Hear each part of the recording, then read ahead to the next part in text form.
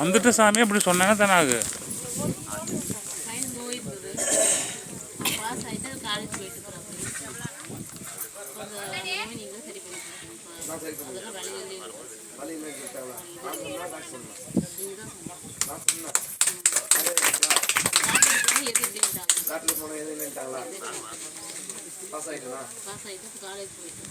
போன வருஷம் போலிங் வருஷம் போயிட்டு இருக்கிறான் கோயம்புத்தூர் சேர்த்து பரவாயில்லையா? ஆனால் குடும்ப பிரச்சனை மட்டும் தான் நிற்கிது உனக்கு. அது ஒன்று தான் வர குடும்ப பிரச்சனை நோய் தீர மாட்டேங்குது.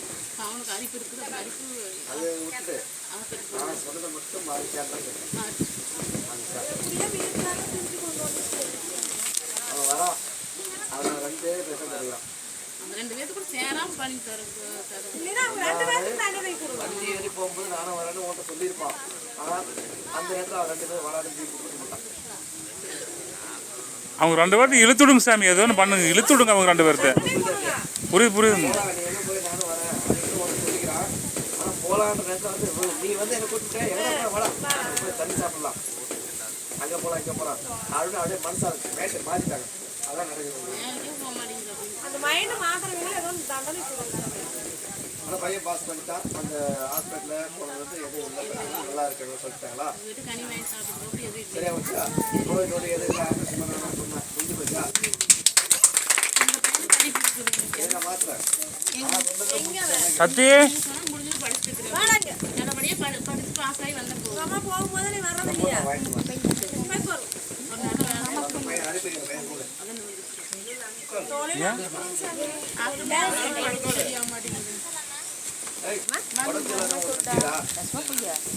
உடம்பு சரியாகும் தம்பி தான் ஃபர்ஸ்ட்.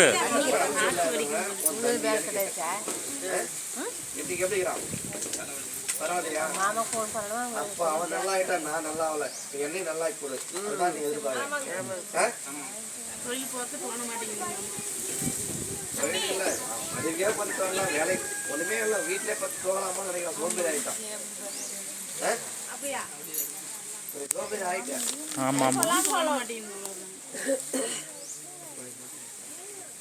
அப்போ அம்மா நான் யாரும் காய் பண்ணிட்டு அப்போ தான் மனம் கேட்குறேன். ஒரு நேரம் சாப்பிடலாமா சாப்பிடக்கூடாதா? ஏன்டா இந்த வாழ்க்கை அம்மாவுக்கு அதான் மண்டி போட சொல்கிறேன் வந்து அதெல்லாம் வச்சிருக்குது. புரியலையா? என்ன புரியுது? சொல்லு, பயப்படாம சொல்லு. சரக்கு போட்டு தண்ணி போட்டு வந்து அம்மாவை காட்டு போட்டோம். ஊருக்கு கேவலமாகுது. அம்மாவுக்கு வாயிருந்தா அப்பனுக்கு வாயிருந்தா இல்லை நம்ம சுயநிலைக்கு வாயிருந்தா நம்ம வேலைக்கு போகலாமா வெட்டிக்கு போகலாமா எதனால நம்ம எப்படி என்ன நடக்குதுன்னு தெரியாமல் நம்ம தவிச்சு நிற்கிறோம். அதான் அதனால ஒரு மண்ணம் நோயாளி மாதிரி ஒன்று ஆகிப்போச்சு. இதுக்கு மேலே நல்லா தான் போயிட்டு இருந்தேன். இதுக்கு மேலே நல்லா தான் போயிட்டு இருந்தேன். நல்லா அவனை சின்னவனோட நீ நல்லா போயிருந்தேன். ஆனால் இன்னைக்கு அவன் நல்லா போனா நீங்க தாழ்ந்துட்டேன். கரெக்டா இல்லையா?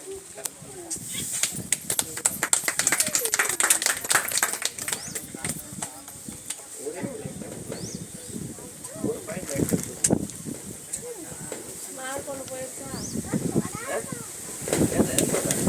சத்தமா சொல்லப்பா.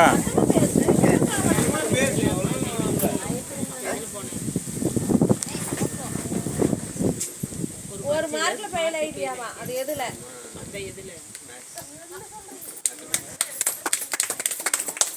சொன்னியா?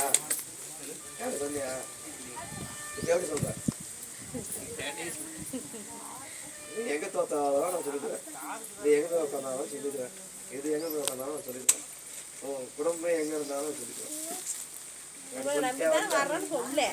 சொல்லிட்டே வந்த ஏதோ தோத்த போயிட்டு ஏதோ ஜெயிச்சுட்டு அப்படின்னு எப்படி சொல்றேன்? அப்ப நான் எங்க நிக்க நீ தான் போயிருக்கேன். உங்களுக்கு நம்பிதான் வந்திருக்கேன் சாமி. எனக்கு தொழில் அமைச்சு கொடுங்க. இல்லை வேலைக்கு போயிருக்கேன். நான் கேட்கறது படிக்க போறியா வேலைக்கு போறியா? வேலைக்கு தான் போறேன். ஒர்க்கு இருந்தாலும் ஒன்று தான், வேலைக்கு போனாலும் ஒன்று தான், ரெண்டும் ஒன்று தான். படிக்க வேணாவா? இது எவ்வளோ வேலையை அமைச்சு விட்டா போறேன். வேலை வேணுமா படிக்க வேணுமான்னு கேட்கறாருப்பா. வேலை இதுமாதிரி படிக்க விருப்பம் படிக்க சொல்லுவார். வேலைக்கு போகிறது இருக்குது. வேற அம்மா அதுக்கப்புறம் இதுன்னா முசரி இதுக்கு வரதில்லை.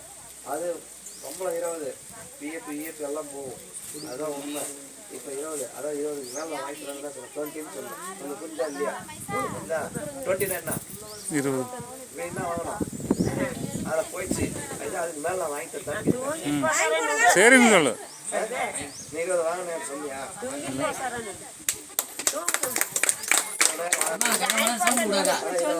மேலே அந்த பொடி பிடிக்கிறப்பெல்லாம் போய் கைக்கு வர மாதிரி வாங்கி கொடுத்தா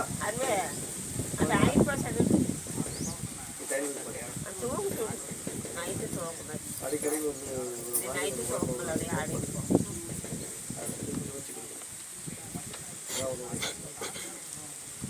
அது மாதிரி ஜெம்மத்துக்கு வரக்கூடாதுங்க. வீட்டுக்காரர் திருப்பி வரவழைச்சு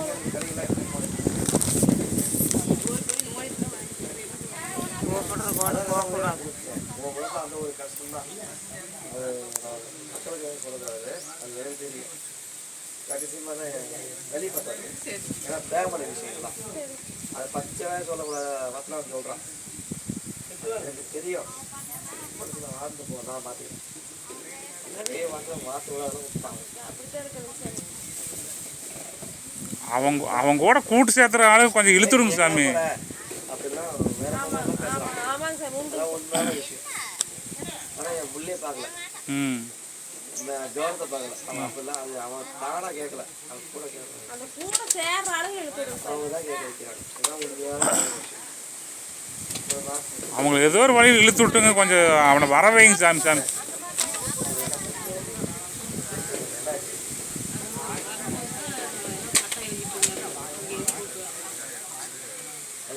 பட்டா மாது பண்ணலன்னு அரசாங்கம் வந்து கைத்து வர சொன்னாங்க.